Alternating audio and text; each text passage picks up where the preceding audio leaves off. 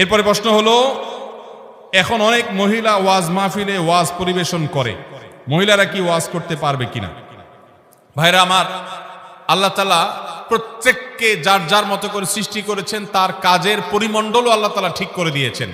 মা বোনরা অবশ্যই নসিহত করবেন, ওয়াজ করবেন, সেটা হলো নিজেদের আঙ্গিনার মধ্যে নিজেদেরকে। কিন্তু এরকম মাইক লাগিয়ে আজকাল ভিডিও পর্যন্ত করা হচ্ছে, সেগুলো পরপুরুষের কণ্ঠে যাচ্ছে, তারা শুনছে।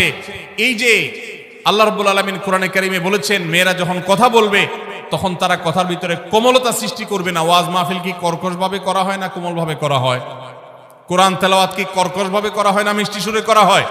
তাহলে একজন নারী যখন এইভাবে পরপুরুষের সামনে মাইকে ওপেন জায়গায় তিনি যখন তেলাওয়াত করবেন এভাবে, তখন সেটা অবশ্যই গুনাহের কথা। এটা ইসলাম প্রচার নয়, এটা শয়তানের প্রচার, শয়তানির প্রচার।